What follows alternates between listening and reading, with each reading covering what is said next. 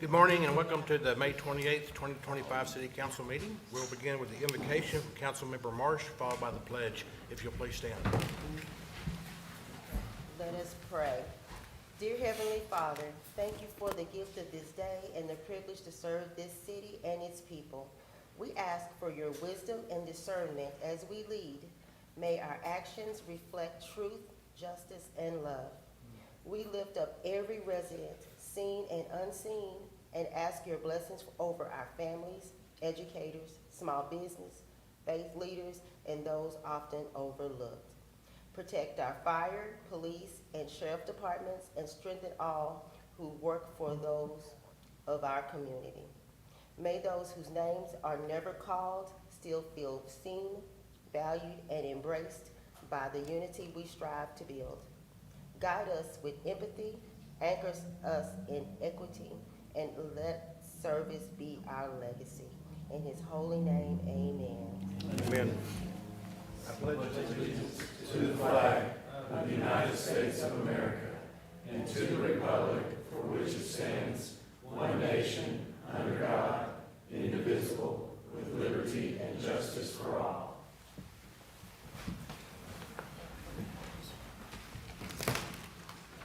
All right, we'll begin with the minutes from April the 9th, 2025.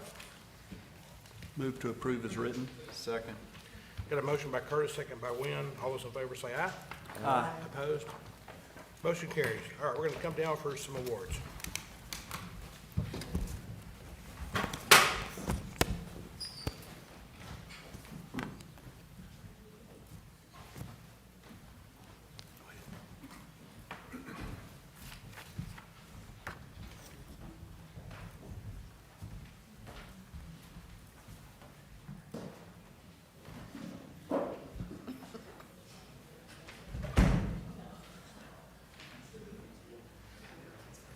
All right, this morning we have 5 awards that represent 145 years of service. First, we have Scott Starkey, Fire Driver Engineer, 25 years of service. You here? Come on.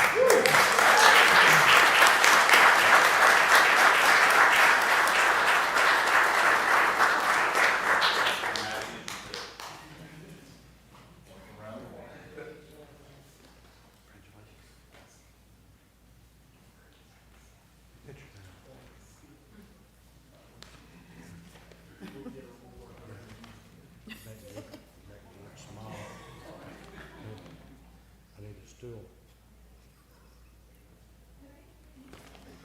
Thank you.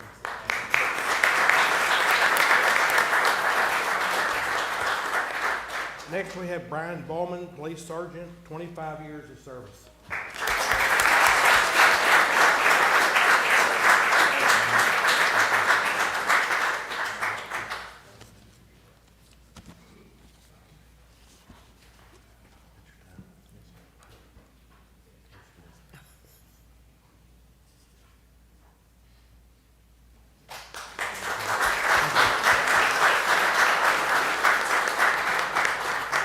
Next, we have Chester Mayo, Treatment Plant Operator, 25 years of service.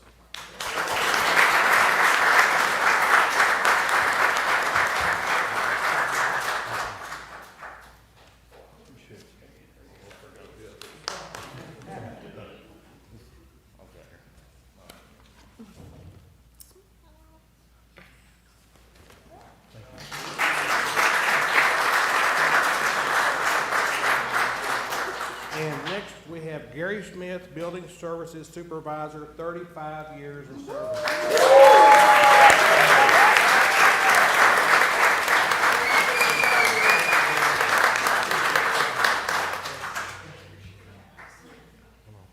Oh, well, I'm sorry.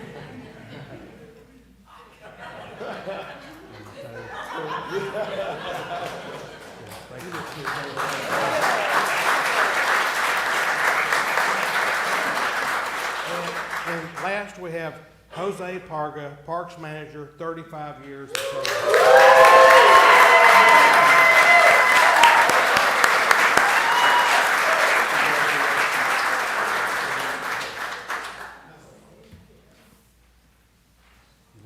You look good, by the way. Thank you.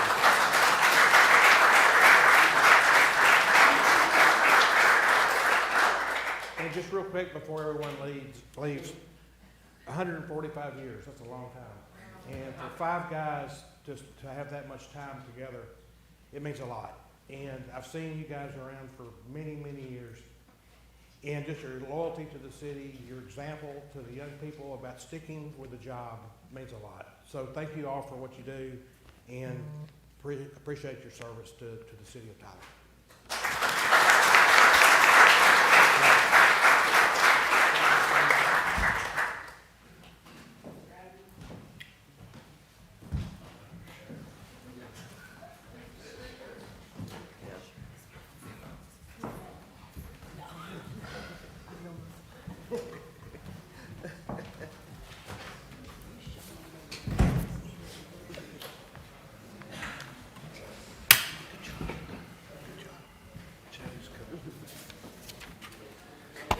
All right, Z1, Kyle.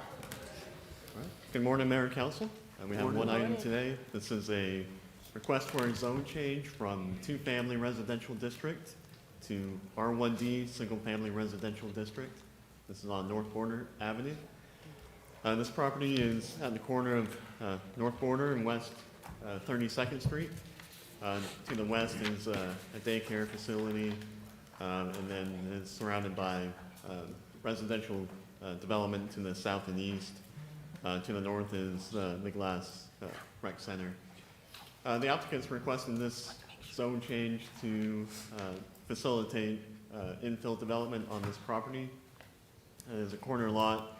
The properties to the south are developed with single-family homes. This will allow the property or facilitate the development of a single-family home on this lot as well. And will allow a little bit more flexibility in the buildable area so they can build a home that is consistent with the surrounding homes within the neighborhood. Of the notices that were sent out, none were returned in favor or in opposition to this request, and the Planning Commission by unanimous vote recommends approval. Any questions for Kyle? I approve. Second. Got a motion by Marsh, second by Wynn. Any further discussion? All those in favor say aye. Aye. Opposed? Motion carries. Thanks, Kyle. R1. Because Councilman Marsh has to recuse herself on this one, should she step away from the dais? Yes. So we should, okay.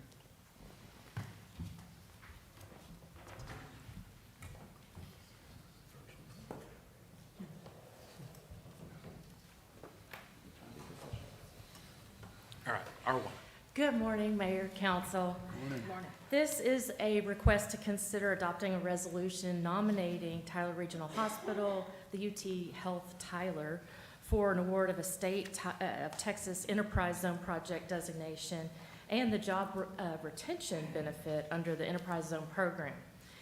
The Ardent operates the UT Health Tyler Hospital System in partnership with the University of Texas System, Tyler Regional, as a full-service 502-bed facility that offers an emergency department as well as a broad spectrum of advanced healthcare programs and clinical services.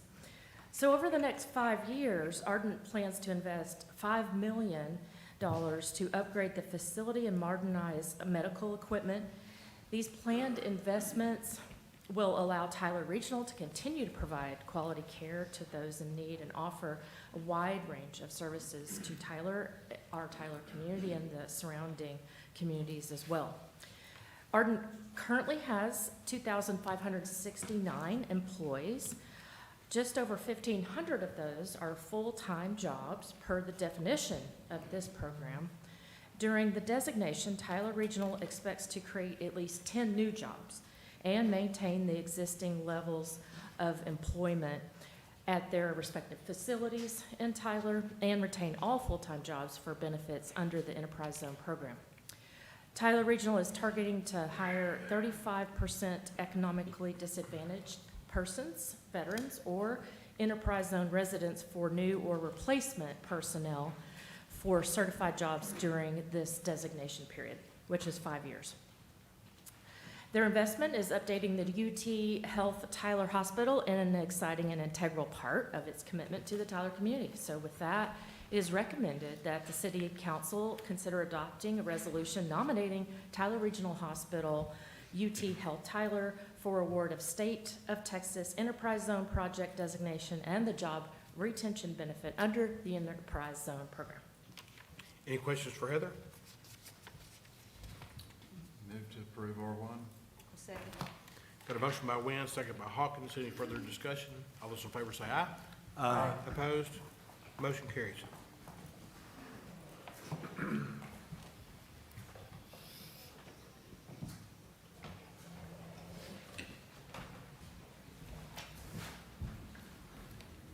All right. 01.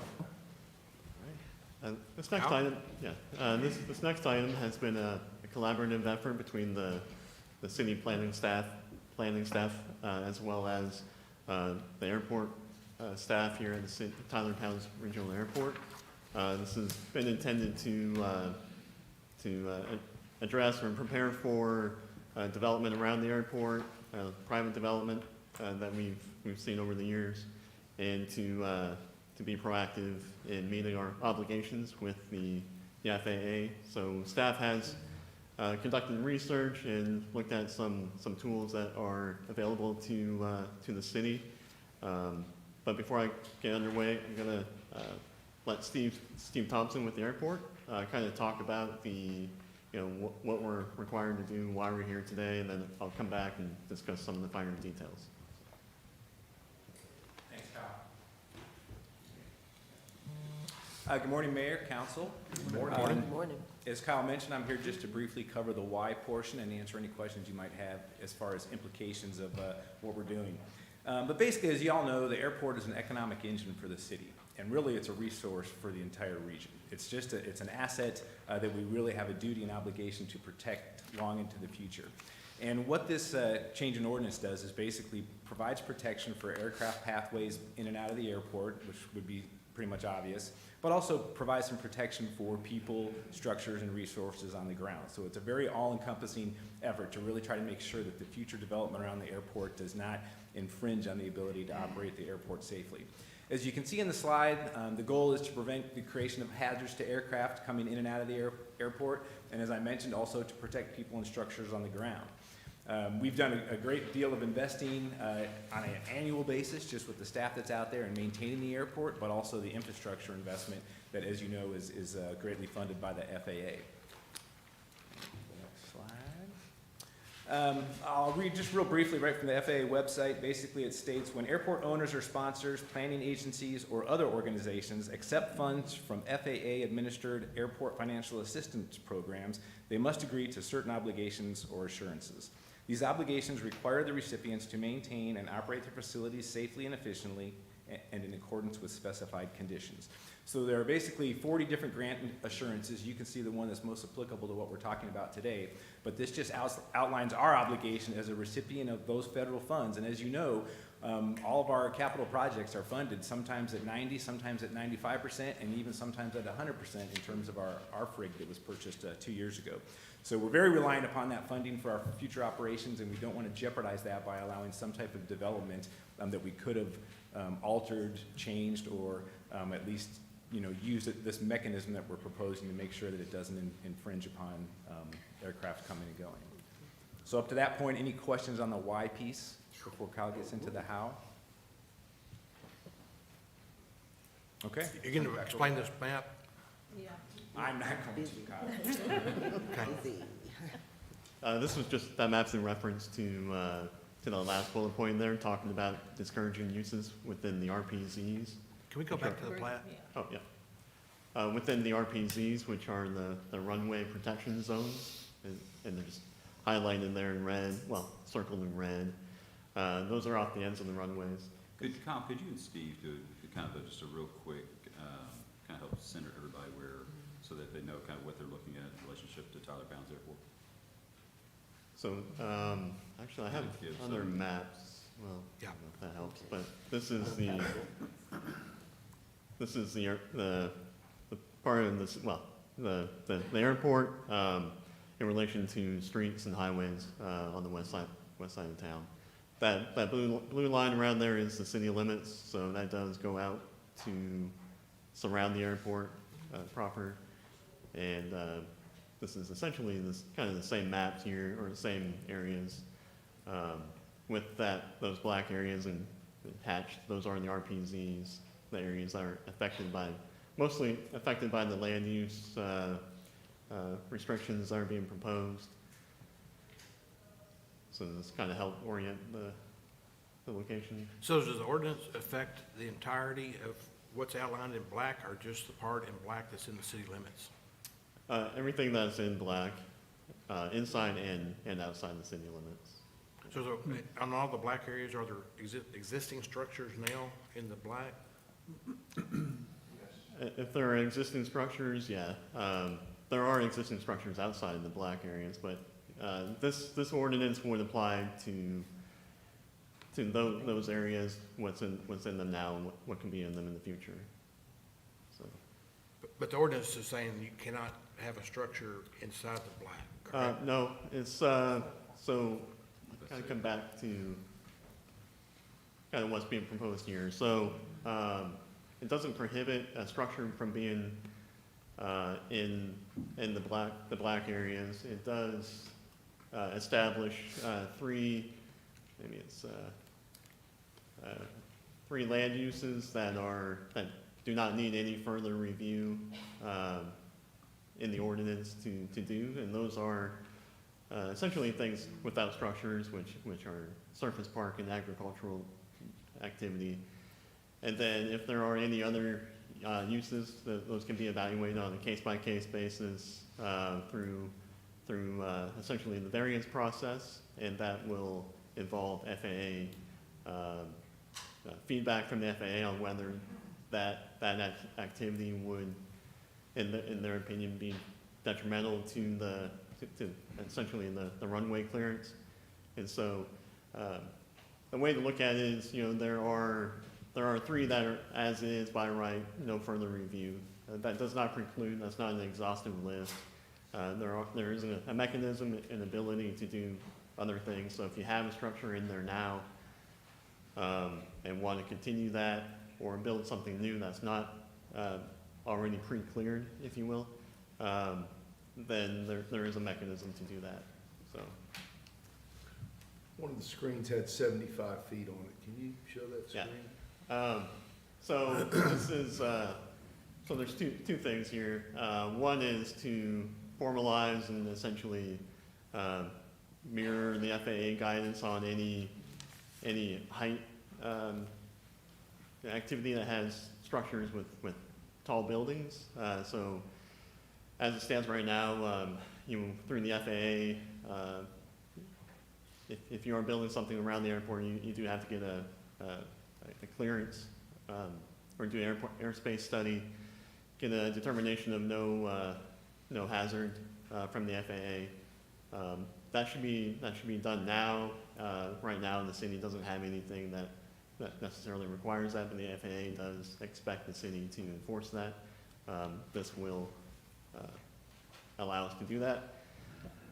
There are exceptions, like you mentioned. Anything under 75 feet is generally excluded from having to get a height hazard permit. So that's what this area here, I'll do that again. These are only the areas that are subject to having to receive a height hazard permit, along with that FAA, well, that includes the FAA finding of no hazard. Those are generally areas that are, again, at the ends of the roadways and pretty close to it. And so that is an administrative process. It's a 10-day max review process with the airport manager. And the main thing behind that is to have that FAA determination. And I think that's more or less all that's required. Anything outside of that black area there, you see, around those, well, outside that black area does not require any height permit from the city. It may still require something from the FAA, but we are not obligated to enforce that area. And so that's the one part there is the height hazard permit. The other part is that use restrictions, which again is to ensure that the city has or is enforcing land use compatibility in those areas that are high hazard, which are the RPZs. Again, the ordinance will establish essentially what the FAA has already said are always good to go, which are the undeveloped agricultural and surface parking. And if there's anything beyond that that wants to, anybody that wants to do something different than that, there is that process to see that through and to make sure that we are not, approving uses in conflict with FAA guidance.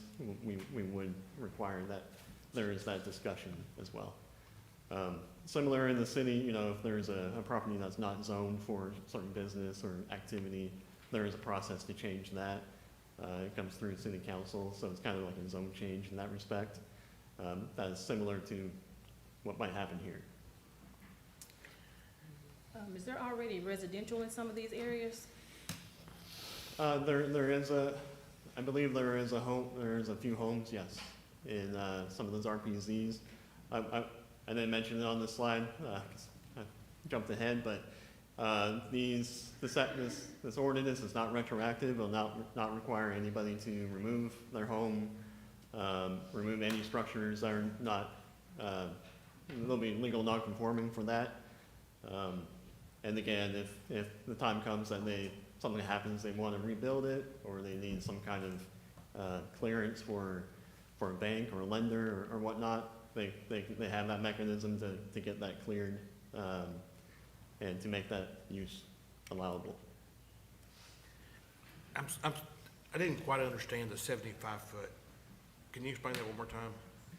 Right, so this ordinance will establish a height hazard permit requirement, but it will not apply to anything that is 75 feet or lower, so like in height. Which is the equivalent of a 5-story building. Pretty or tall. something. I mean, it's like 5 stories. Yeah, 5-story building is like 50 feet or so it's pretty small, but they was, all that to say is that there are many exemptions from this process. Kyle or Steve, is this new guidance from the FAA that they are saying, hey, City of Tyler, you need to update your ordinance to meet our new requirements? Or have they looked at our ordinance and said, hey, this is something you're lacking? Or did we identify this in our last airport study? Basically, first let me just stress that this document basically reinforces criteria that the FAA has today. And if the FAA has no objection to what is going to be developed, then this document is not further restrictive. And as Kyle mentioned, even has a mechanism for us to vet projects that the FAA may object to, that we can take through a process and either try to get approval or make adjustments to the project so it does go through. But basically, as part of that grant assurance, for compatible land use in general, the FAA has 3 levels that they ask that steps you take to protect space like this. The first is to own the property outright. So where we own many slices of our RPZs and other space around the airport, that's ideal. If you can own that land and it's protected for eternity, that's ideal. The second level is to have an easement over that property. So if you don't own it, but you can purchase an easement over that property, that gives another level of protection. This is the third and least desired of those 3 methods, but they specifically state to have some type of zoning ordinance that then gives you, if you can't own it, you can't or don't have an easement over it, but then at least you have a zoning mechanism in place to try to manage that process, if you will. So it's basically I would just call it kind of catching up with those grant assurances to make sure that we are protected. What we don't want is to have that funding in jeopardy. And if there were to be some development someday and frankly, this is probably way down the road, but it's good to get this in place now for future owners. But if something were to be built that infringes safety at the airport, 2 things can happen. We can have that funding that I mentioned jeopardized. That could be a primary concern. But if the development were to go through in a certain height or a certain location, that could also impair operation into the airport. That they could require us to shorten a runway. They could require us to increase some of the approach minimums coming into a runway. So it really could impair operations, if not actually infringe upon that funding. So does that answer it's not anything new, the FAA's come, it's just us saying, hey, that we speak to this requirement, we need to have something in paper. And frankly, I believe for years, it's just been a nice, quiet space out there, not a lot of development. As we see the town growing in that direction and looking at other potential obstacles, the timing is good to put a process in place. Kyle, can you touch on the process that this has gone through the past couple months through the Airport Advisory Board and then also P&Z, kind of give everybody an overview of really how this has progressed and transpired? Yes, sir. So the state law establishes, requirements for, the process, and one of those is to go through the Airport Zoning Commission, which is the Planning and Zoning Commission, which is kind of why I'm here as well, and so it has to receive a recommendation from the Airport Zoning Commission. It's required, and that our local ordinance requires further that it has to go to the Airport Advisory Board. And so on March 24th, the Airport Advisory Board recommended approval of this ordinance, and as you know, they are pretty in tune with the operations of the airport, the needs, the concerns, the issues that happen. And so they recommended it favorably. It also went before, and the other part of this is awareness, because these areas are a lot of these areas are unincorporated. They might not have building permits, building permit requirements, and so a lot of it is awareness to the real estate community, the development community, and homeowners as well, and property owners. And so the staff took this to the developers roundtable to give them kind of a discussion item and discuss the intent to adopt airport standards, because there are contractors and developers on that in that group. And then it also went before the UDC Review Committee, the Unified Development Code Review Committee, which is also comprised of different industries, surveyors, realtors, real estate development as well. Again, for that awareness and feedback process. And so it went before those two committees, and then also, like I said, the Airport Advisory Board, and then the Planning Commission back on May 6th, which voted 6-1 to adopt these standards.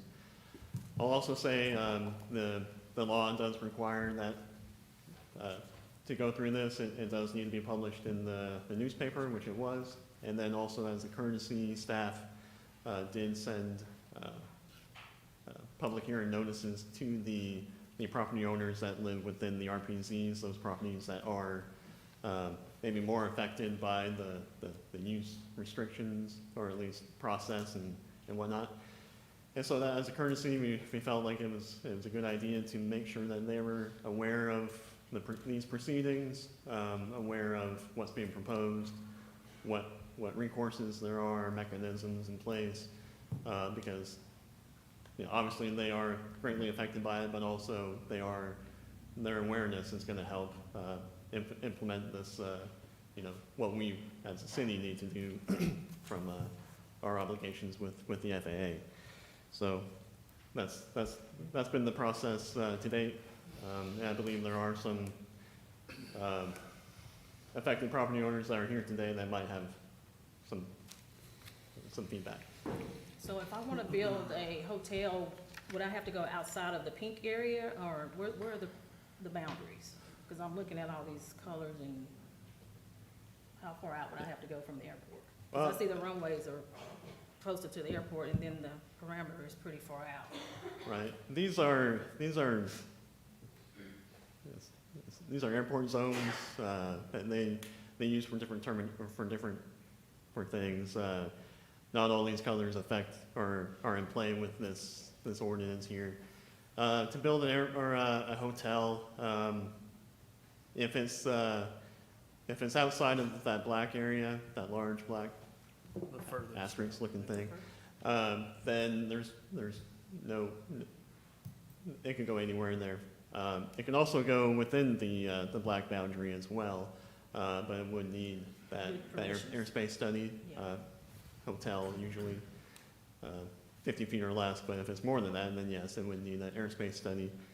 And that would clear that. So it's also allowed inside that black area as well. The only, if it were to be off the ends of the runways and those RPZs, those crosshatched areas, that this ordinance, but as is, does restrict or would prevent that hotel. But like I said, there is a process that if that may not be the case, if on a site-specific case, it would just need further evaluation between the city and the FAA.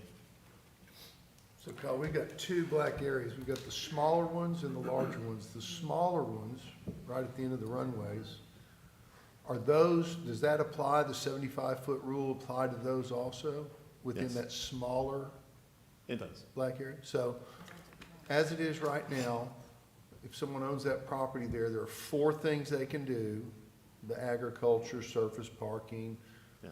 without any zoning request or anything. But within that same smaller black area, they have an appeal process that would go to the FAA for them, not appeal process, a process for them to present their plans to the FAA.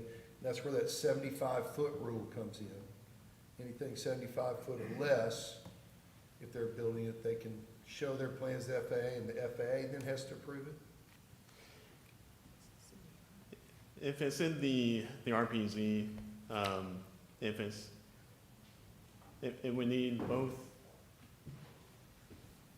It would need the height permit with that airspace study. Usually that's probably is not going to be an issue.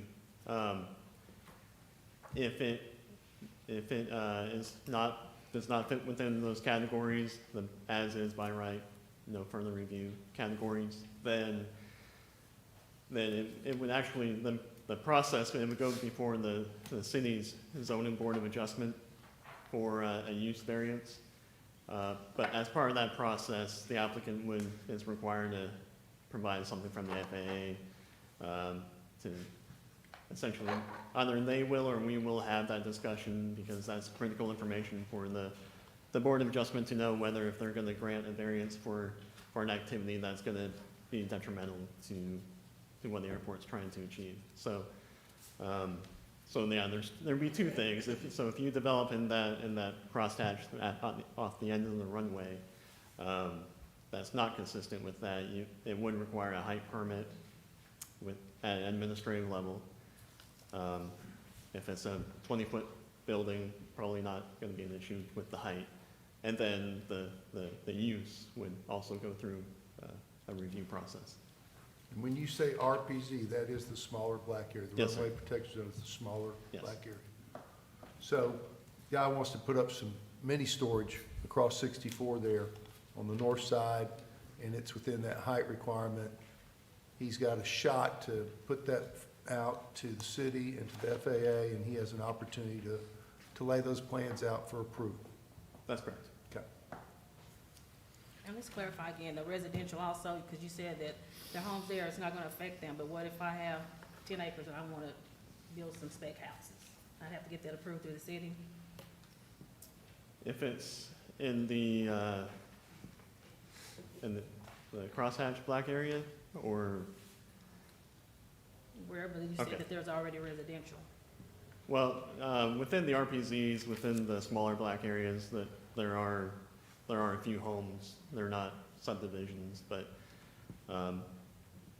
yes, if in those areas somebody wanted to build 10 homes, a subdivision, which there's not much space, but in theory, if that was the case, it would need to go through the variance process to allow the residential activity within there.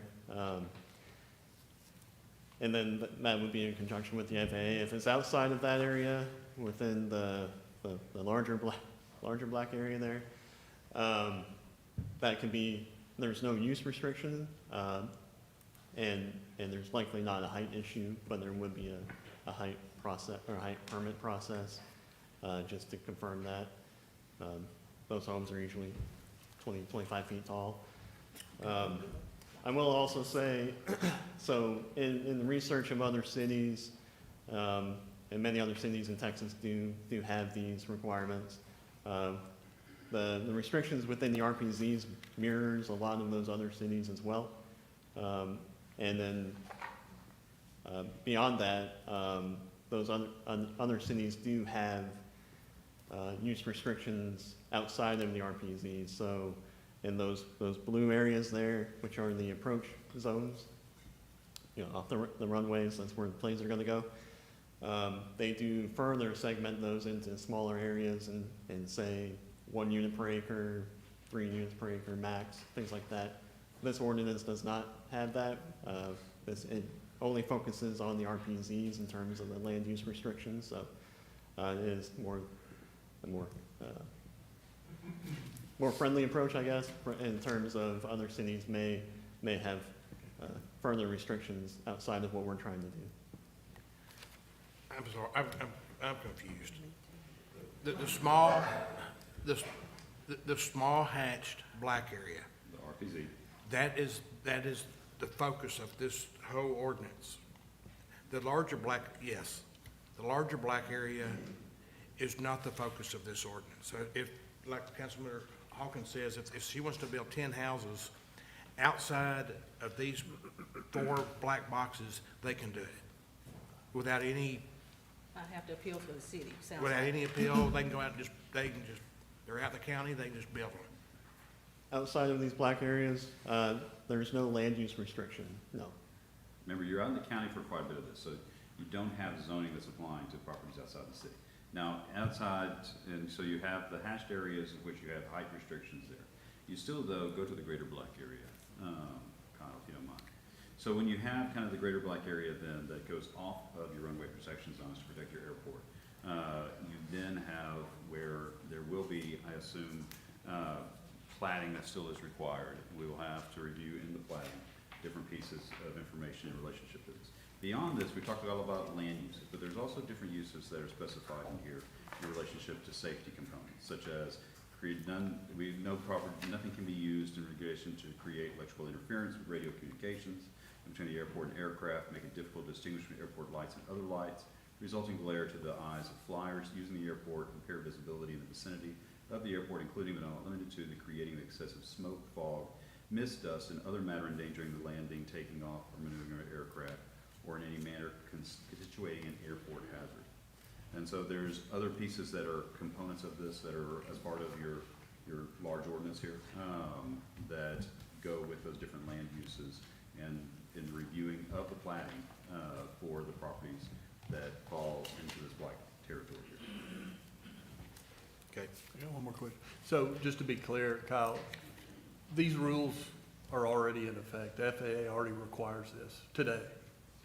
Is that correct? The FAA requires the airspace study around the airport today. Right. And they also expect us to ensure that incompatible development does not occur at the ends of the runways. So what we're talking about today is just codifying it in our ordinances, reflecting that FAA saying we want you to be part of this and helping enforce it. That's all this isn't new, like if we said no, well, this isn't required anymore. This is still required, it's just we're not helping. Well, the yes, FAA. and I think the codification piece is a great way of looking at this because, there is an appeals process this creates. Currently, the appeals process is relatively non-existent for this. So they have to go get an FAA, submit an FAA as far as permit that says that they can be able to build on that. We cannot say, yes, we grant your appeal on this if FAA says no. But there is in this ordinance then where the airport manager has the first dibs on it to be able to say that we are approving, or we giving consideration to the appeal for construction of anything that might be below the height limitations, or above the height limitations, pardon me, in this area that is being considered. If the airport manager is to say, I deny the appeal, they can then go to Planning and Zoning Commission to appeal that denial for the height restriction component or other uses. Again, we keep talking about height. There's other uses that are also can be given consideration to. Beyond then, if the Planning and Zoning Commission says no to it, then they actually have in this the right to go to court, and to appeal planning and zoning commissions, as far as denial of that. of This that ordinance would request. create that structure. Yes, the ordinance, as far as, exactly, the ordinance provides structure to that in order for that to be reviewed. And I'd like to think that market forces would say, we're not gonna put housing right at the end of the runway too. I would think it'd be more of a storage use or some other type of use versus building within those hatched areas. Golf course. Yep. Golf course. In fact, Can I add a comment to that? So we would love to have a hotel out by the airport. So let me be clear, we would love to have a development out by the airport. And we are currently working on a 30-acre tract of land on airport property where we plan to have large hangars built. Those are taller typically than a one, sometimes two-story house. Those are relatively close to the taxiways and the runways, and that will be able to be built and be approved. We're in the process of building our new control tower, which hopefully will be the tallest thing within miles of this airport. So it's important to know that as you get away from the ends of the runways, the restrictions fall off greatly, and that's why they built in that 75-foot caveat, because if you're nowhere near where an aircraft's gonna be, we don't want everyone to have to, we don't want it to be a burdensome process. So I just want to stress that we love having development out there, and we're hoping to put 4, 5, 6 brand new hangars much closer to the sides of the runways. If you're a beam or runway or a taxiway, you don't have that height restriction as much either. So we'll do our airspace study. We'll make sure that the FAA does not object to where they are in the height, but very confident that type of development. And again, that control tower is going to be much taller than anything out there. But this really looks to say, hey, let's make sure we're not putting, say, a cell phone tower or maybe a 10-story hotel off the end of a runway. And as aircraft depart and come to that's why those areas kind of go like this. We have to protect that airspace. As you get away from those inbound and outbound corridors, the restrictions become a little bit less binding. And I just want to piggyback on that awareness piece that Kyle mentioned, because it goes back to Member Wynn's comment that awareness is really what we're seeing, is people aren't necessarily aware that this airspace is required. And I'll read right here, in accordance with 14 CFR Part 77, if you propose any of the following types of construction or alteration, you must file notice with the FAA at least 45 days prior to beginning construction. And that leads people to this whole airspace process. And again, if the FAA looks at it and they have no objection, we're good to go. So it's important to look at that, because to your question, it's not just the RPZs. That's the most restrictive little slice of this, but it does encompass areas, that could be a height hazard in some of those other colored areas as well. And I'd like to just, from everything you just said, Steve, compliment you and your customer service attitude, because anyone that has visited with you on many things here of late, they just talk about how service-oriented you and the airport crew are to things of this nature, and just compliment you and your crew on that customer service aspect. Great, well, thank you. And I think everyone involved has done really good due diligence, looking at other municipalities, other airport sponsors. Again, kind of looking at the best of what already exists and then taking that to give us a quality document. So, thank you. Yes, sir. All right, any other questions for Kyle or Steve before we go to the 4 carts? All right, the first person I'll call up is Justin Carney.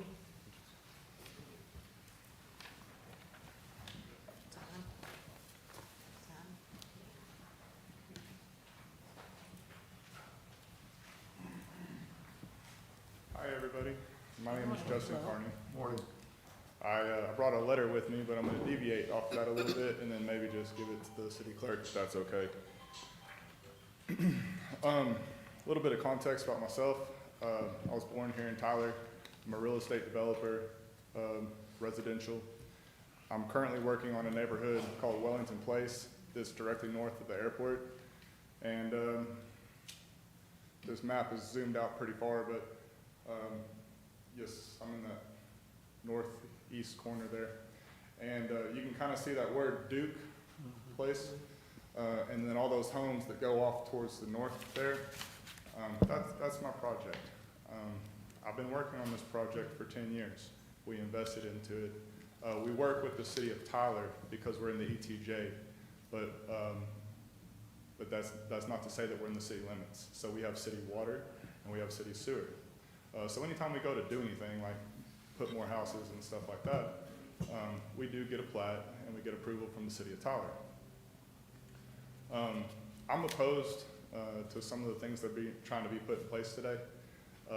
It greatly puts a burden on our investment that we put together.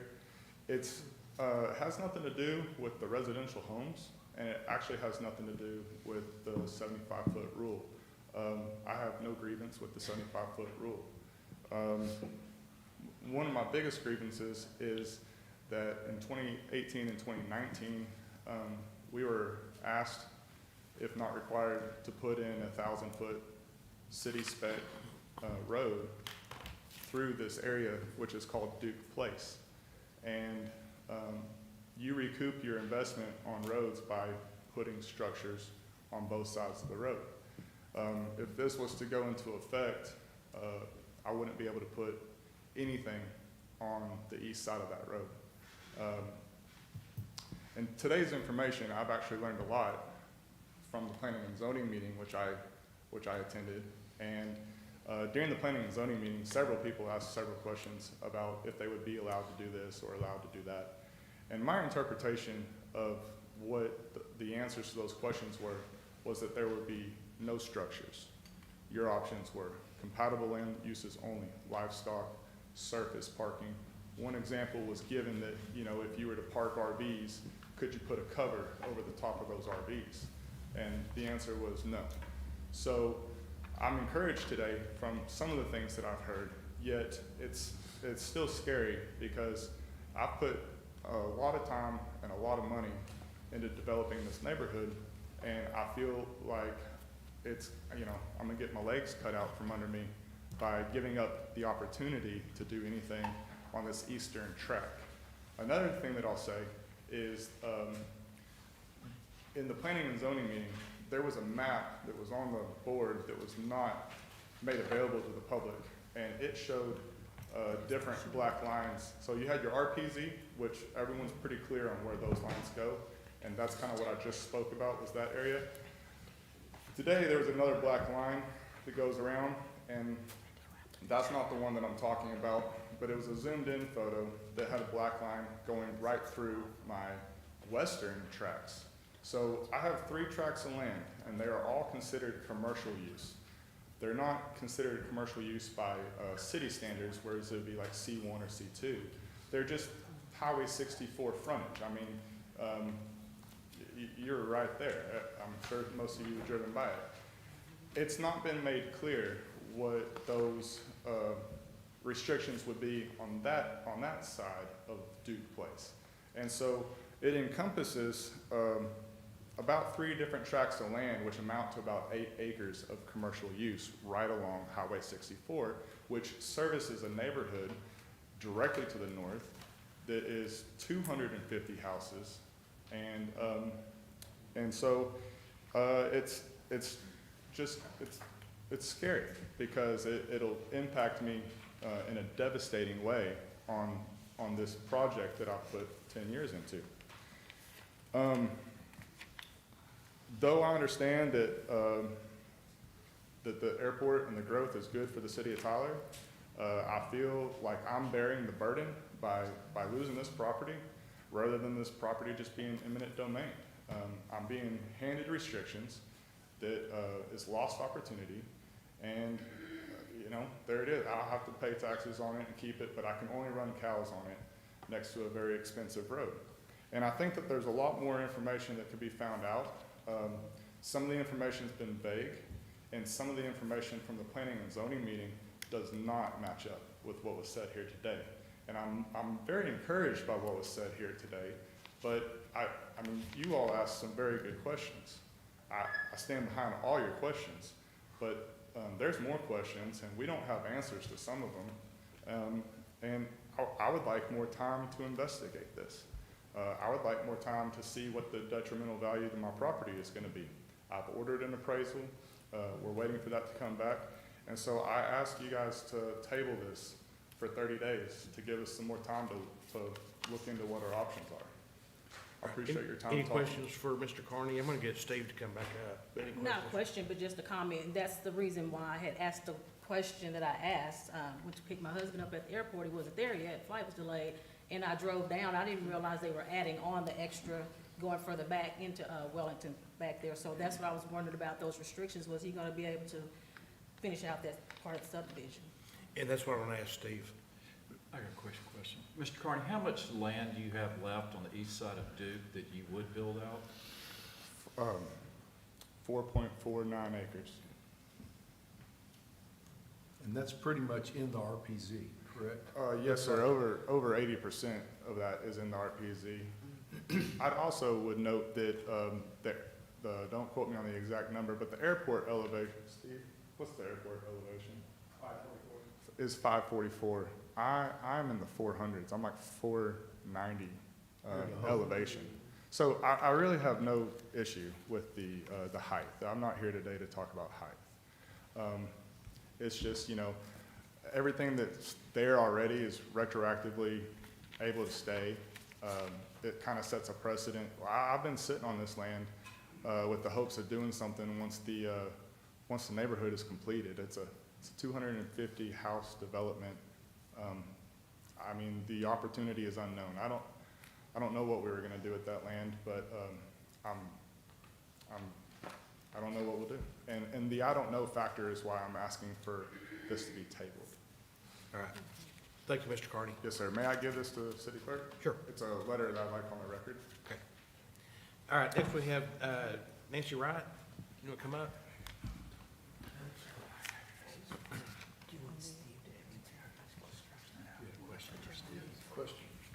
I think I answered. Morning.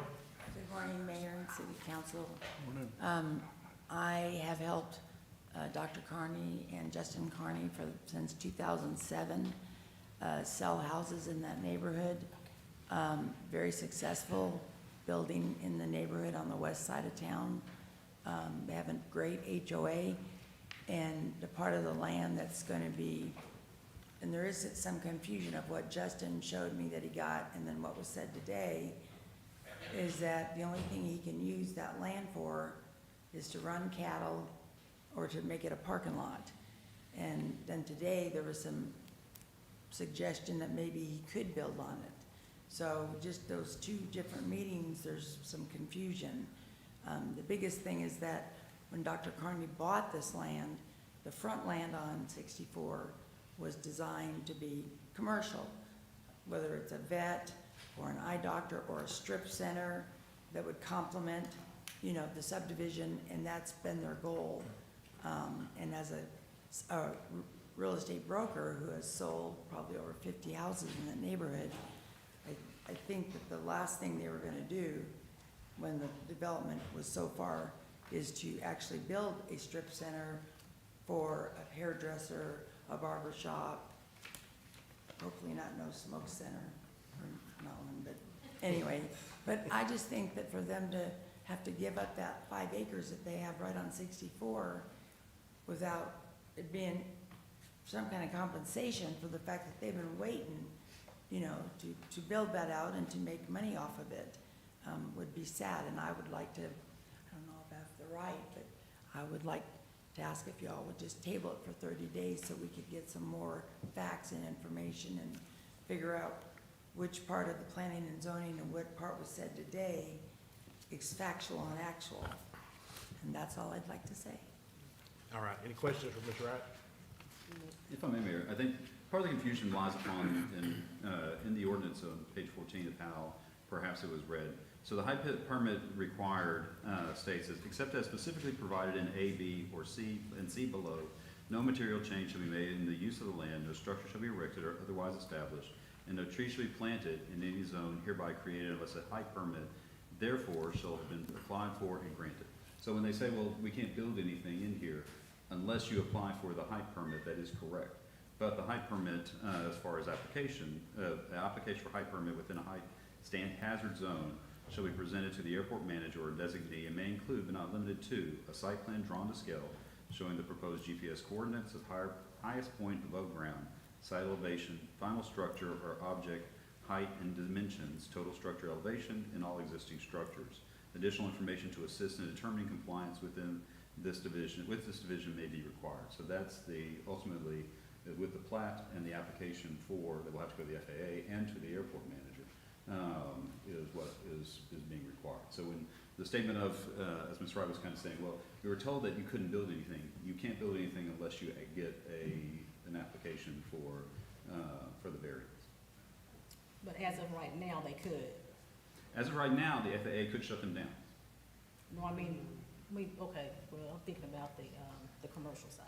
So if they tried to build a vet office building right now, What was it? a veterinarian, Okay. in that right hash mark by Duke Street on 64, could the FAA shut them down now? FAA could shut them down. FAA could shut down anything, including our own airport. But that's if it doesn't meet the requirements, and if they didn't get permission, correct? If they didn't go through the If process. they didn't go through the process, Yes. right? Yeah, if they go through the process, going for the FAA, submitting for the FAA's 7461 application, determination, and getting the determination through that, then that gives Steve the right to be able to give consideration to their review of these, and if it meets the requirements as posted in the ordinance, then he can move forward with approval. Everybody get it? Can I say one thing? Yeah, sure. There is a document out there that states that the only thing that can be built there, or how that land can be used, is to raise cows or to put a parking lot in. Nothing about building 1-story, 2-story, any story, Becomes a a lot of vet, our airport. a strip center, anything. It does say that. I think that And I said think that you don't that- have to get approval for that. Right. Right. That's what you can do without the approval, but if you get the other approval for the Okay. vet or whatever, Okay, all right. And then also the big concern is, and Kyle was just reminding me, the liability that we as the city have in relationship to the airport, because the FAA would probably first shut down the airport, or limit operations before doing anything to shut down, their further construction. all right. Thank you. Thank you. I've got one here from Charles Reed. Did you want to come up or? Come on up. Cassandra, I've got all their names and addresses for the record up here. Good morning. Appreciate the mayor and city council taking the time to listen to this. My property is just northeast, east of Carney's property there off of 22. And we have an RV park there. The front part of it, like there's about 5 acres that in this RPZ, this zone that we're talking about. And, Mr. Mayor, just like you, I'm very confused exactly about what we can and cannot do in that property. And therefore, we'd like to have, I'm agreeing with Carney that we'd like to have this table for 30 days so that we can further investigate and understand. I understand we would be required to get an approval from the FAA, but what's the chances that, exactly what would be approved? If they say, we need to know, what we can and cannot do. Otherwise, we would, greatly appreciate if the city would be willing to buy an easement or pay us for what, the investment we've had in the property and been paying taxes on for years and years, maintaining for many years. We feel like we should get some compensation for this if it's to benefit the city in the ability to be able to have FAA continue to pay for the airport maintenance and operation. Thank you. All right. Any questions for Mr. Reed? All right, thank you. Thank All right, one more. Hilario Perez?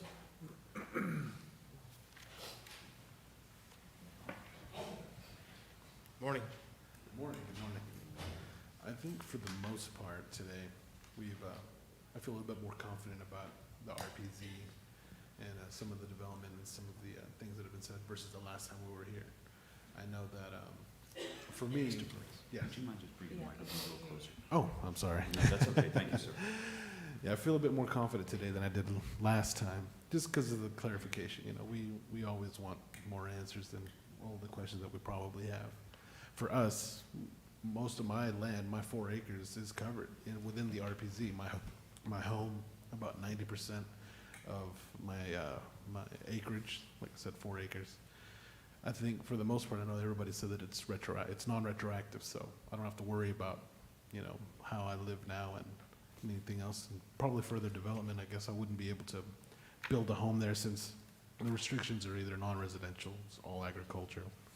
For me, my biggest concern is, in the future, if the event of my home burning down or being destroyed by a storm, would I be allowed to rebuild on those 4 acres? Would I have to ask for permission, from the city or the airport, the FAA?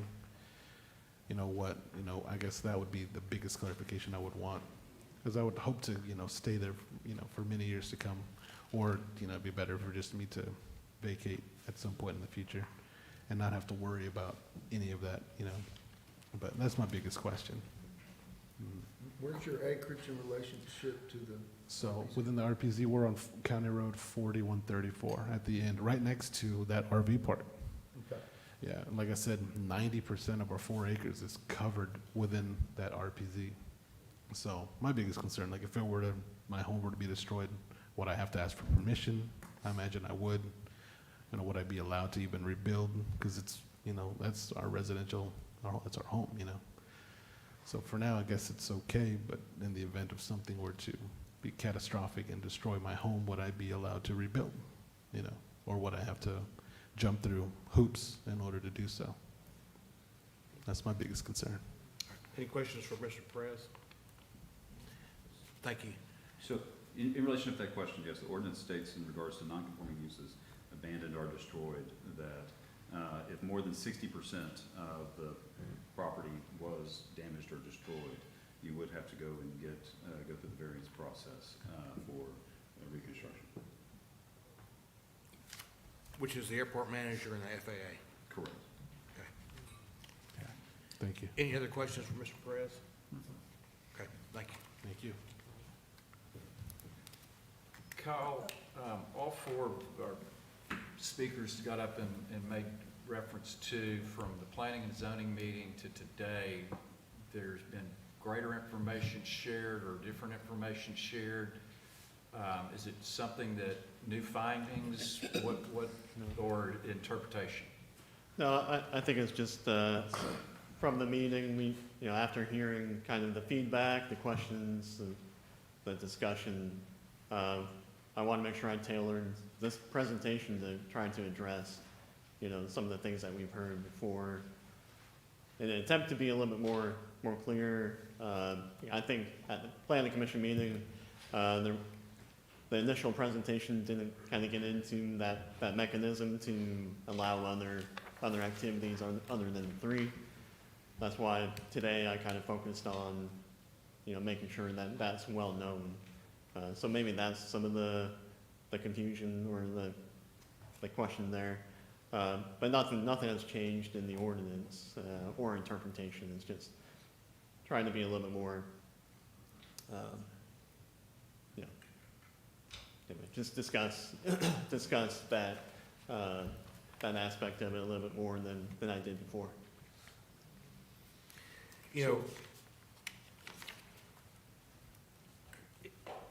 If you tabled this for 30 days, you're in essence kicking the can down the road.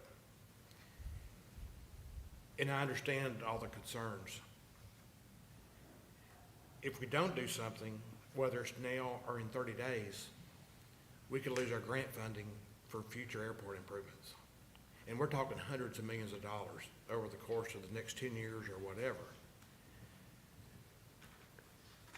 So if we want more jet service, if we want more use out of our airport, if we want a hotel, it doesn't matter if we kick it down the road 30 days or 60 days or 90 days, we gotta do something. And I totally agree with the homeowners, the landowners being knowledgeable about what was going on. And I think what's occurred has helped. But there's still that unknown of, if my house burns down, can I rebuild? If I've got 4.5 acres east of Duke Street, can I build? And for what I'm hearing is, yes, if you go through the airport manager and the FAA. But if you build on there now, the FAA could shut you down no matter if we pass this ordinance or not. So if you tried to build on that 4 acres now, you're already in the, from the FAA standpoint, you're already putting a structure in the line of a runway. So, we can kick it down the road, or we can take action. Excuse me. I'm so hot. I do want a motion to table 01, just because of the opacity. There's discrepancies in what this said, what that said, just so myself can review it. All right, I got a motion to table it for 30 days. Do I have a second? I'll say. All right, we've got a second. Any further discussion? Just one more comment I'd like to make, that if it was approved today, you'd actually have a codified path to put your construction in place. The mayor made a great point that if you do something now without that code in place and the structure in place, this legal structure in place, it could be overruled by the Fed. So I think the codifying of this is, just like the mayor said, it's gonna happen. It'd be a good thing. It would provide you peace of mind that you had a process to do it. That's. All right. We got a motion by Hawkins, second by Marsh. All those in favor of tabling this for 30 days, say aye. Aye. Aye. All those opposed to tabling it for 30 days, say nay. Nay. Can we do a roll call on this? Sure. Yes, sir. Mayor Pro Tem Haney? I'm sorry. Councilmember Haney? Nay. Councilmember Hawkins? Yes. Councilmember Marsh? Yay. Councilmember Wynn? Nay. Mayor Pro Tem Nichols? Nay. Councilmember Curtis? Nay. Mayor Warren? Nay. The motion to table has been denied, so Move to approve 01. Second. got a motion by Curtis, second by Nichols to approve 01. Any further discussion? All those in favor say aye. Aye. Opposed? Nay, nay. All right. Same 5-2. You got that, Cassandra? Yes, sir. All right. Thank you, Kyle. Thank you, Steve. And just last thing I'll say, I think Mayor Pro Tem Nichols, I think you're gonna be better off. I'm not a professional, I'm not an attorney, but I think this is heading in a good direction for everybody. That's just my personal opinion. So thank y'all. All right, 02. This is a request that the city council consider adopting an ordinance to re-adopt the current guidelines and criteria for tax abatement. This is something that the state requires that cities do every 2 years, and so the proposal here today is to re-adopt the current guidelines and criteria for tax abatement with no changes. Any questions for Kyle? Move to approve 02. Second. Got a motion by Curtis, second by Wynn. Any further discussion? All those in favor say aye. Aye. Opposed? Motion carries. 03.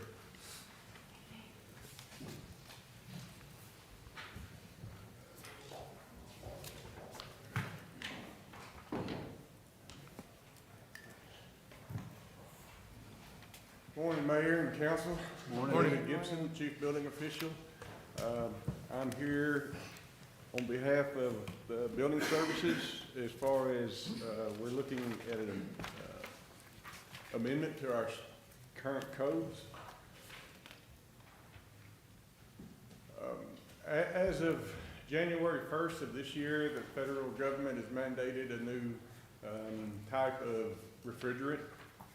It's a lower carbon footprint material. It's called A2L.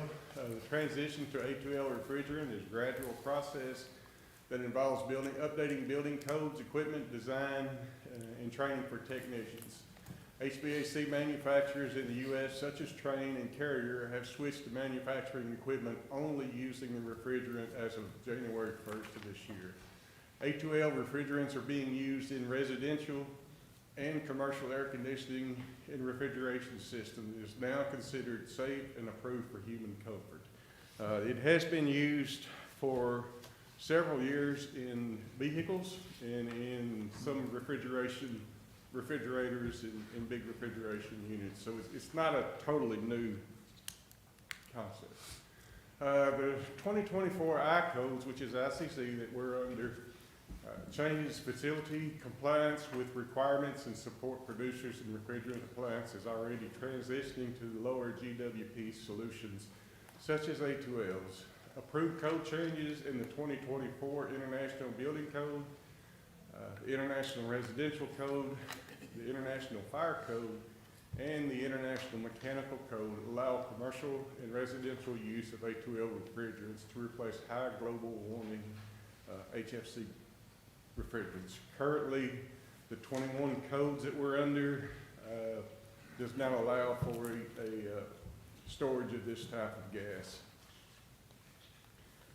Building Services has been researching how changes will affect the Tyler building industry, and for the most part, residential applications, the impact will be very minimal. For commercial applications, there may be some additional requirements based on the maximum allowable quantity of the gas that they're storing in their equipment. And the changes may be, it's not a big change. There may be some dedicated equipment rooms. Some of the bigger commercial facilities will have to have a dedicated equipment room, which a lot of them already do. Ventilation and gas detection will be a bit of a change. Building Services has created a new inspection type. It's called an A2L pressure test. This test will be a new requirement in 24 IMC, International Mechanical Code. It requires the line set, which is the Freon lines, to be pressurized using nitrogen gas or helium to a set pressure according to the manufacturer's specs for at least 10 minutes. For now, our inspectors will be going on site to verify these tests. It is our intent to eventually utilize a virtual inspection to verify compliances. And just as an update, we have, since we've created this A2L pressure test in about April the 1st, we have done 38 inspections. Our inspector has gone out 38 times. Currently, we're working with the contractors, and instead of having to go out an additional time, which we are doing right now, we're trying to work with them to where we get it all in one shot so we can be there. They don't have to come back and forth. We are working with them on that. Some of them have been pretty good at it, and there's a couple of them that we're still trying to work with there. So, Building Services Department, along with the Construction Board of Adjustment, we met May the 7th of this year. The Construction Board reviewed all this required changes, and Building Services, along with the Construction Board of Adjustments, request that the City Council consider adopting an ordinance amending Tyler City Code Chapter 6 by amending the 21 editions of the International Building Code, International Mechanical Code, International Fire Code, and International Residential Code, by updating and amending the provisions related to refrigerants and heating and cooling equipment, including flammable gas, occupancy and storage requirements, household and electrical appliances, and boilers and water heaters. So that's my spiel. All right. Questions? Yeah, I do. For just the regular homeowner, I probably need more layman's terms. So say a regular person's got a unit that uses Freon. You know, So What's that Well- happen to the regular person who uses Freon? Now, they will continue making, what the current, which is the 410, Freon. It will eventually get priced so high. They've done this, a couple times since I've been in the industry. What happens is that gas will get to be so high that people will change over to this new refrigerant. Any new equipment that is installed today will utilize this A2L refrigeration. But, you know, again, 5-10 years, you'll still be able to get the current gas for the systems that are still in play. But eventually it will, the price will just get so high that. Okay, but I can do it. You can, Or, yes, sir. Normal Joe can No. still buy Freon and Yeah, keep on keeping on. you can, yes, sir. Okay. And it It'll won't just be change for a commercial while. forces ultimately. Like, It's what? commercial forces will eventually, just like with anything Yeah, you got, right. where eventually your repair guy's gonna be going, let me sell you a new one because Sure. your parts or you can't get them anymore. Well, and the A2L is actually more expensive equipment, but that's, David, how are you getting the information out to all of your HVAC contractors? They all know this, they're putting in new systems, but I'm board, had comments to me more on the inspection side, because you got a rough in, then you got a pressure, and then you got a final. Yes, sir. And I'm hearing guys saying, look, I can't get my final, I can't get my pressure test, it's slowing down my process, the contractor's just beating me up on this, and I'm waiting. Yes, sir. Well, currently, we are in contact every day with the contractors. The stuff that have been put in already, that's been approved, they can still get that equipment, the 410. You know, it's stuff that's been stocked up, you know, contractors have stocked it up for so long. But yes, we are working with the contractors. We're also intending to, within the next 2 or 3 weeks, have a educational opportunity where we're going to go out and have contractors, both general contractors and HVAC contractors. We're going to have some sort of a seminar or something. That's our intent, is to get with them and so they can figure it all out, what is required. But currently, the only thing we're doing different right now is this pressure test, and it's just pressurizing the Freon line set to whatever the manufacturers. They're all different. The pressure test, they use helium, nitrogen, that kind of stuff. From the contract, HVAC contractor side, they're just saying that pressure test is an added cost to them, because they gotta pull a complete vacuum now on those lines, because they can't have anything that could Right. corrupt Well, it. they don't necessarily have to, because the lines are not hooked up to the equipment. We're just actually testing the lines themselves, so there's really no vacuum that they're having to pull, because they're not having to evacuate the systems. It's just the installed Freon lines themselves have to be pressurized so we can verify that there's no leaks in it.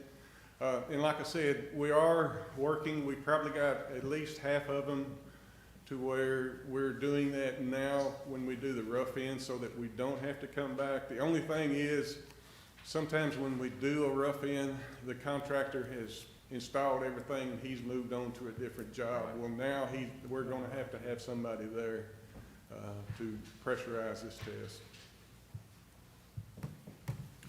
So you said the pressure test is new? It's new, yes. It's new was it required by ICC, or is it something Tyler? This is required in the 2024 International Mechanical Code,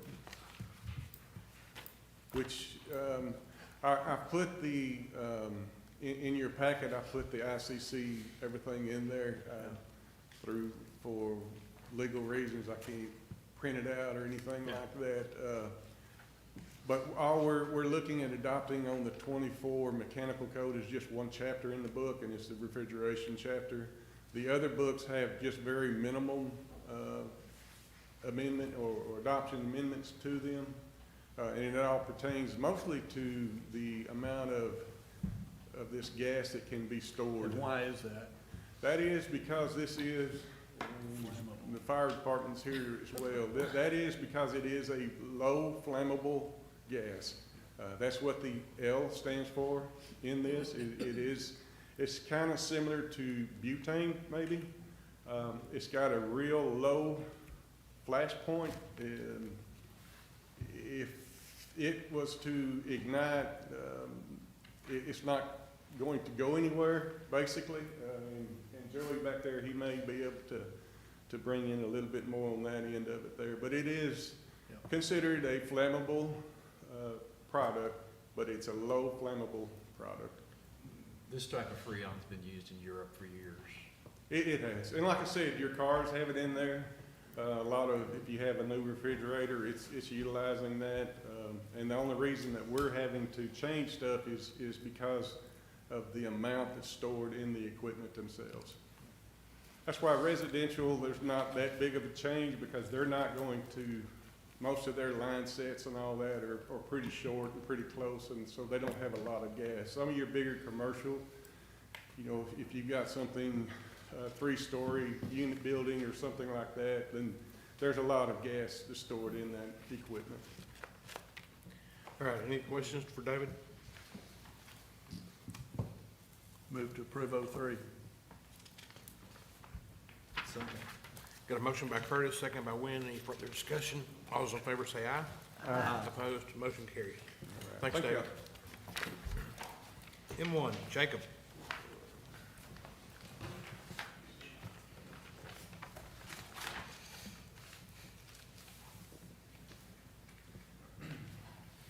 Good morning, Mayor, City Council. Morning.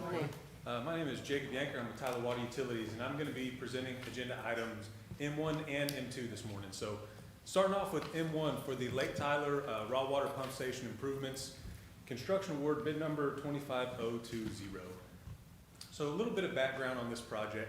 Our existing raw water pump station was constructed in the late 90s, and it took the place of the original one that was dating back to the 50s. It's located on the north side of Lake Tyler. It's approximately 8 miles to our Golden Road water treatment plant. This facility has the capacity of 24 million gallons per day, and it supplies around half of Tyler's drinking water. The raw water pump station utilizes 3 vertical turbine pumps via 2 raw water lines. And these pumps are driven by variable frequency drives, and you're going to hear me call them VFDs. And the existing VFDs are at the end of their useful life, and that's really the meat and potatoes of this project. So, like I said, we're going to be replacing the existing VFDs with new ones. We're also going to be building a new climate-controlled building to house them in.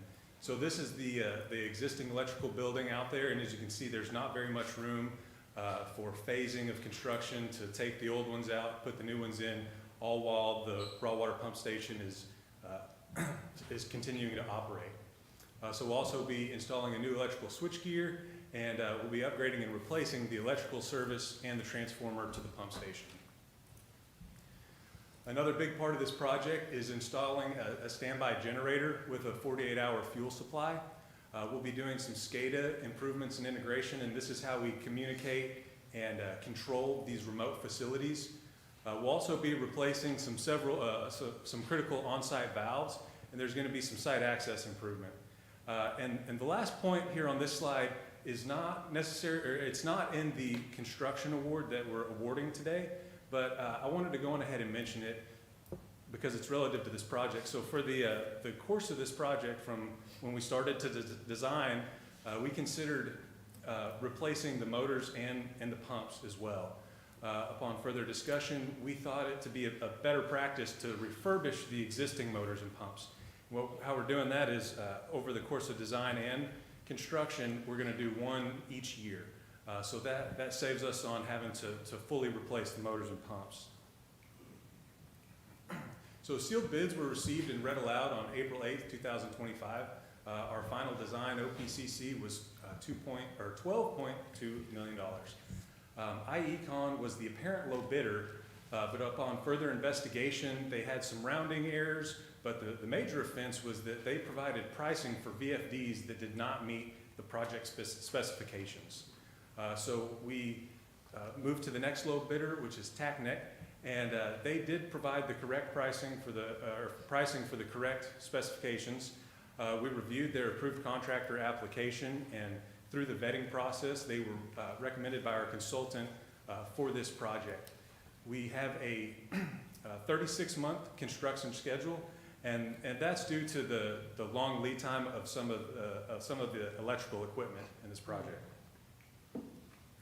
So I would like to request that the city council consider authorizing the city manager to execute a capital improvement project contract in the amount of $12,624,779 with TACNEC LLC for the Lake Tyler Raw Water Pump Station improvements, bid number 25020, and adopt a resolution reserving the right to reimburse expenditures with proceeds of future debt.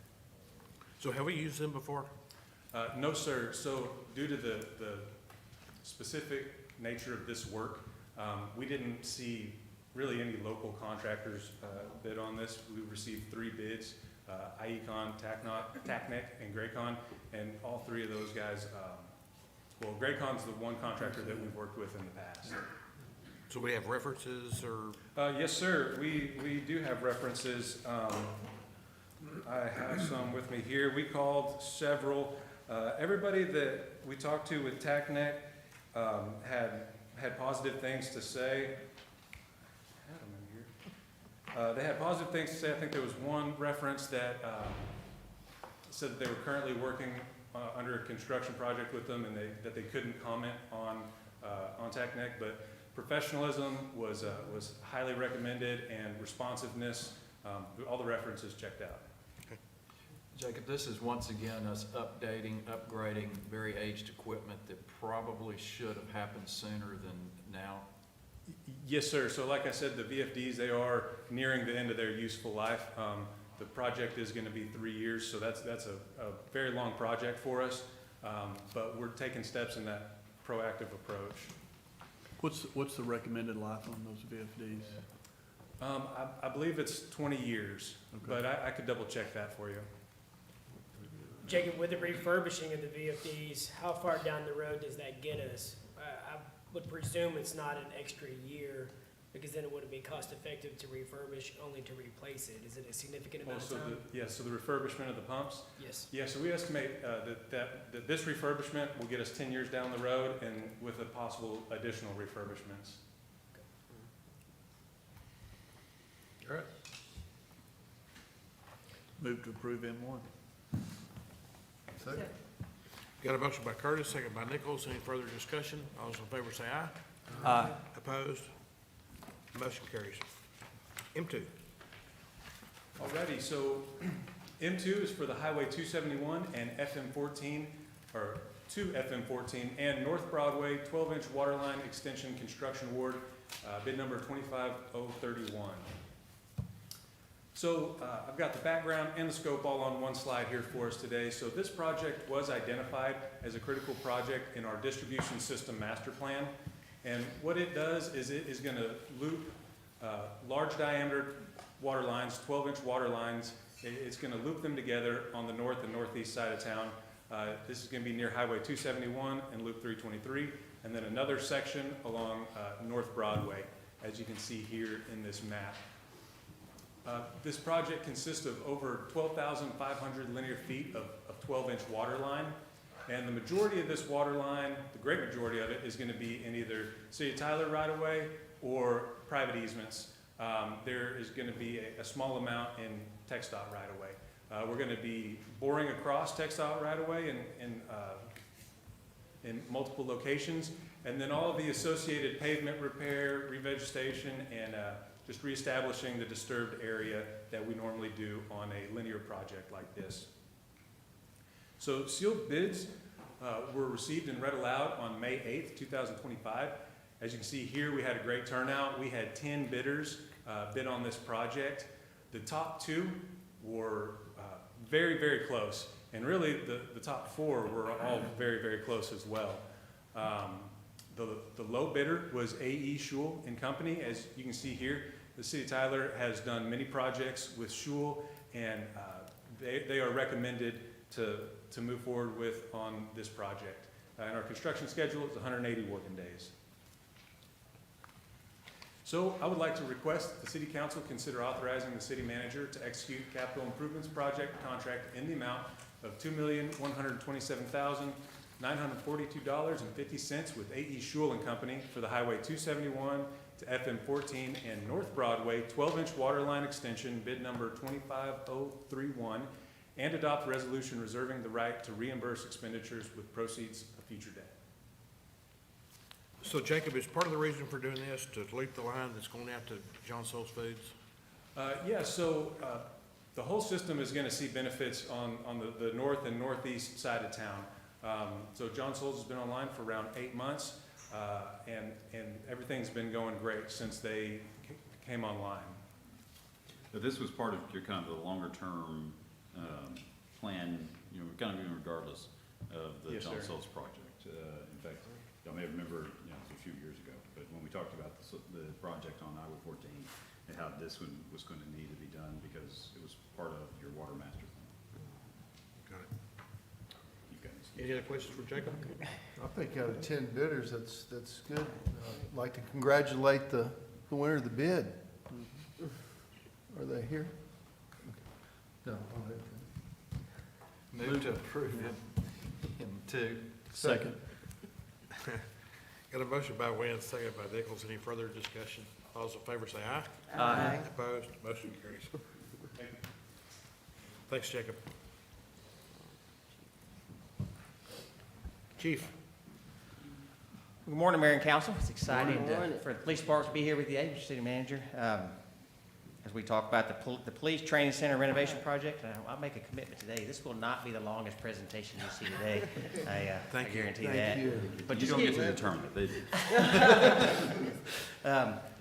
just give you a little history on how we got here. You know, going all the way back to 2017 and 2018, we started the thought about creating this regional training center where we could provide training not only to our Tyler police officers to give them the best training, but also every time there's a major event, whether it's a shooting or we have a critical incident here in town, agencies from everywhere show up. So we want to make sure that we bring them along with us as we provide that training to them. And as we continue expanding services, also by adding an additional supervisor in there and adding additional personnel to our training division to give them that, we actually also obtained our TCO certified academy license in October 2022. We're currently completing our 4th police academy with the schedule 5th to start in mid-July. As we were looking at this, we also know that we were part of an annual work plan with the Tyler Fire Department with a budget of $8.5 million. We looked for that joint training center. But in 2023, we started hearing the rumblings of the Tyler Armory, the National Guard Armory coming back to the city of Tyler. And in 2024, the city manager received a letter expressing their desire to terminate that long-term lease that we had with them going all the way back to the 1950s and returning that property back to us, and we started that process. As you can see here, we've actually seen a rendering of the armory once it's actually redesigned. We're working with Jenny's Architects to take care of this. But as we look at some of those, we are also going to consider in there that we're fully renovating the restrooms and locker rooms. We're adding a full conference room that allow for that 3rd training center or that training room to happen. A large training room and another additional training room will be there. We will house 6 personnel from the Tyler Police Department out there, expanding, opening up space here at the academy, at our main police department also. But it's going to give us that footprint because, you know, we talk about the training center, but it's also going to be a substation that's in that area because what you're going to see is you're going to see increased police cars that are driving through there every day, whether it's DPS, whether it's the Tyler police officers, Longview police officers, all those cars are going to be in this area all the time on Irwin Street, on the loop. So look at that residual benefit that goes along with it. To give you a heads up that you see the building where it says 2520 right on top of it, we're only currently developing about half of that property right now. For the 10,000 square foot building itself, 6,000 square foot of that being the interior portion for the training, but also include the gym area and stuff like that. So we can house our training academy, but also have other classrooms at the same time. We'll actually reseal and restripe those parking lots and do some security improvements to the exterior with fencing and gates and other stuff. The big thing we'll add out here right now is going to be the air conditioning and heating system. It'll be in the large 6,000 square foot area so they can use it year-round, 24 hours a day.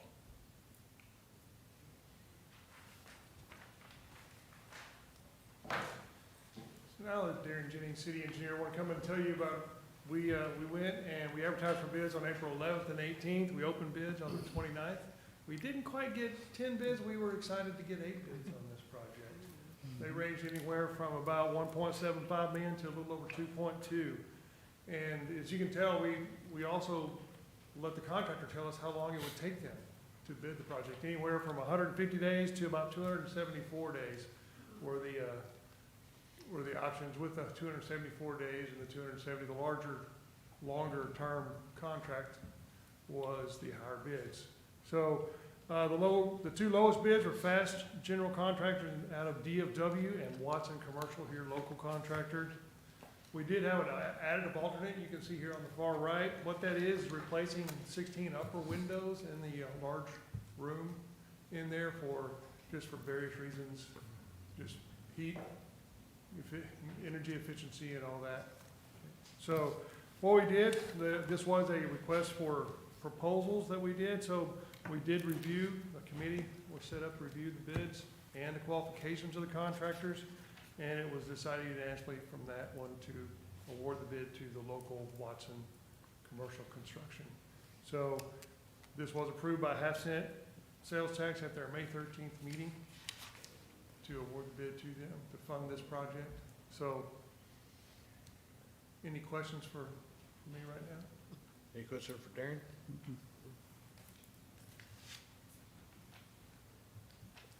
So I'd like to recommend the city council consider approving the city manager to execute a contract for the police department training center renovation project of Watson Commercial Construction in the amount of $1,793,000, which includes the additive alternate number 1. All right. Move to approve M3. Second. Got a motion by Curtis, second by Nichols. Any further discussion? All those in favor say aye. Aye. Opposed? Motion carries. Thank y'all. Kedrick.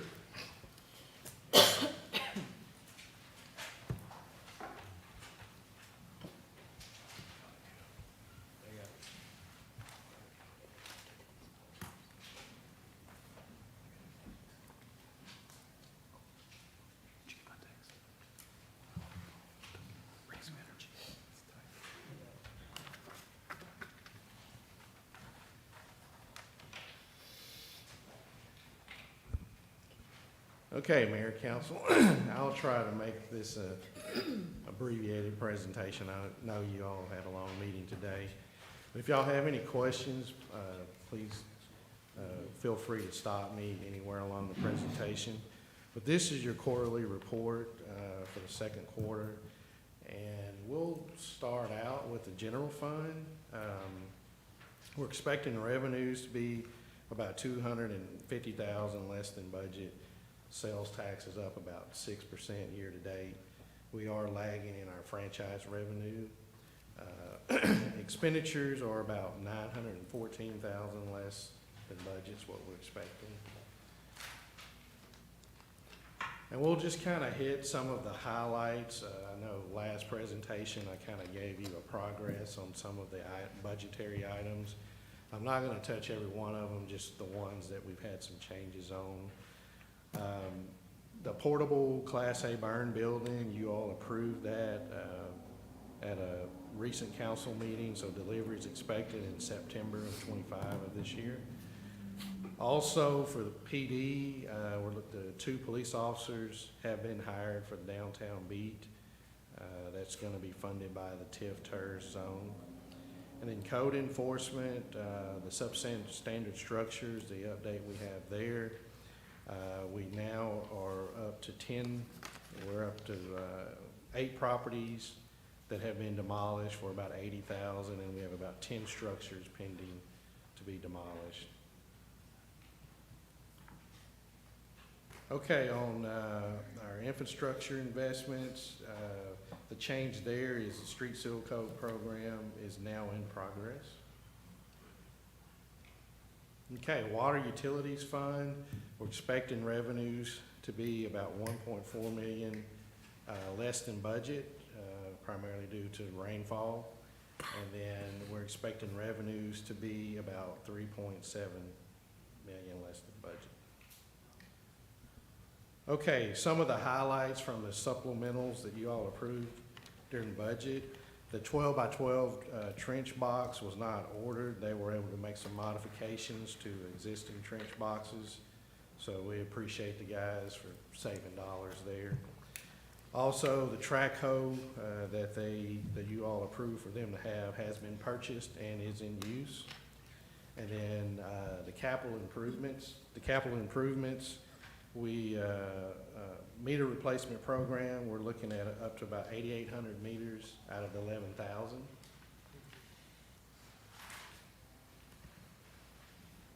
Okay, we'll talk about some more infrastructure, stormwater. The compliance technician position has been filled. Solid waste, we're looking at coming in about 24,000 more than budget, and we're expecting expenditures to be about 900,000 under budget. Airport fund, we're expecting revenues to be about 50,000 more than budget, and expenditures to be about 57,000 less than budget.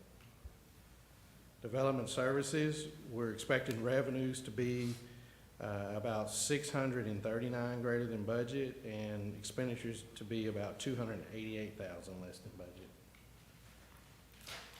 Some of the development, well, there's no changes there, so we'll just keep going. Hot fund, we're expecting revenues to be about 333,000 greater than budget, and expenditures to be about 231,000 more than budget, and that's primarily due to we had some invoices that came in late for the convention center, so we'll be doing some budget amendments on this fund before year end. Also,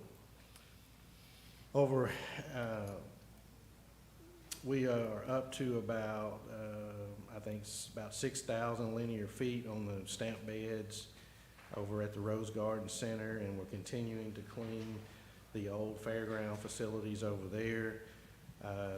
We've hauled in some asphalt millings for overflow parking over there between the barns that we've torn down. And we're just continuing to try to clean up the area, and there'll be future improvements there. Employee benefits fund, we're expecting revenues to be about 122,000 less than budget, expenditures being about 800,000 less than budget. No changes on supporting people, and that concludes my report. So I would just ask that you all take action to receive this report. Any questions for Kedrick? Do you have any numbers on transit? Yes, I can get you numbers. That's not a problem. So, hey, Kedrick, on the water utility being less, you're saying due to increased rain, people Yes. using less water? Right. Is it compared to this time last year? Because we really haven't gotten into summer yet. Yeah, the report actually compares actuals to actuals for the same period. Okay. So there should be,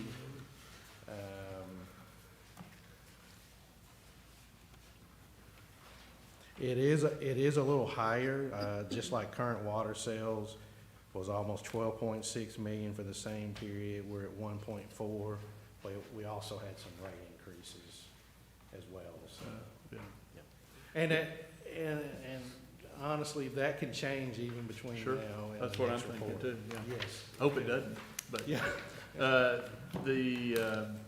And the franchise revenue decrease, what's driving that? That's just telephone and cable franchise for years. Telephone has just been slowly. Oh, we're losing on that? Yes, Okay. yes. I got a question on, I know that, is it 27 when that consent decree will be completed? Yes, ma'am. So some of those fees that are on our bills now, when will they drop off? Because I know we're getting ready to increase again, but when will some of those fees drop off? So those bond issues are have a 30-year amortization. So the fee that we charge the customers is based on supporting that debt. So as those debts fall off, the fee could be reduced.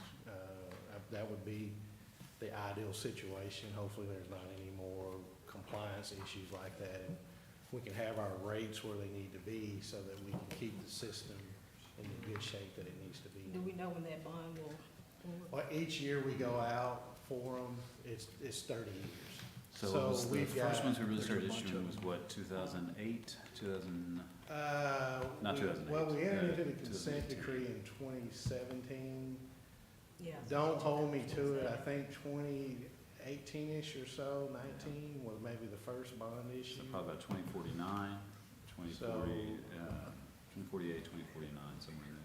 So some of us might You not could see say- those bonds drop off. Could, I mean, it could be early payment, depending upon, availability of Don't look at me. kind of funds. So you have an early, you could, as far as get out of some, at different time periods earlier than the 30 years, but that's the kind of prescription on those. So we have several, what? Right, Councilman Curtis, and okay. then we have a couple more issues even into the future, next year.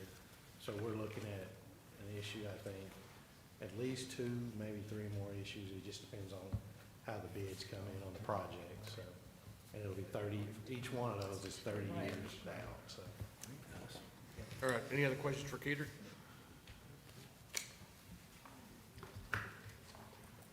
All right, it's quiet up here. Move to Entertain a approve motion. M4. Second. Got a motion by Curtis, second by Nichols. Any further discussion? All those in favor say aye. Aye. Opposed? Motion carries. Thanks, Keeter. All right, we're down to the consent agenda. Need to pull anything or approve as presented? Approve as presented. Second. Motion by Haney, second by Nichols. Any further discussion? All those in favor say aye. Aye. Opposed? Motion carries. City manager's report. I've had multiple texts from people throughout this council chambers telling me to keep it short. And so, including your city clerk. So, here we go. Shiloh Road Open House. The engineering department and HAF held the open house for the Shiloh Road improvement projects on Thursday, May 15th, at the UT Tyler Alumni Center. It was a great setting, and a total of 25 citizens showed up to learn more about the project and provide feedback. The comments and feedback will be summarized, including the final report for this project, along with recommendations on how to move forward. The Parks Department was notified that the Texas Parks and Wildlife Commission will fund the recreational trails grant for the trail at Windsor Grove Nature Park in the amount of $300,000. So more details about this project will be provided in the near future. We had a great, as far as ribbon cutting for, as we named one of our baseball fields after Reverend Ralph Caraway Sr., noted council member, current county commissioner, and just incredible icon of Tyler. Had a great showing for that, especially amongst the council that was able to join in honoring Reverend Caraway. Summer is officially started. Fun Forest Pool had its opening day this past Saturday, and so it is seeing a great number of people coming out, and we're enjoying that. And our gratitude towards Mayor Warren for the State of the City address last week. He did an incredible job of presenting all the different improvements, the things that we've been able to do, the things that we're working on, and the things to come for the community. And so we appreciate the mayor, as well as our communications team, for the incredible work that they do in putting that on and making sure that it is the showcase that it is. You both did an excellent job. Everybody's complimenting you all. Right. Good I at it. just couldn't believe how much Ed didn't know and he had to ask I Tom. know, they were just bouncing off of each other. It's called moderate. It's called facilitating and moderating. Oh, moderating. You kind of asking questions, yeah. All right, let's wind this down. I'll entertain a motion to adjourn. Moved. All right, we're adjourned. Now we gotta go take pictures. Oh, 15 Yes. minutes, okay. Yes. Taco Bell. I have to be on the road to Marshall at 11:45. Okay.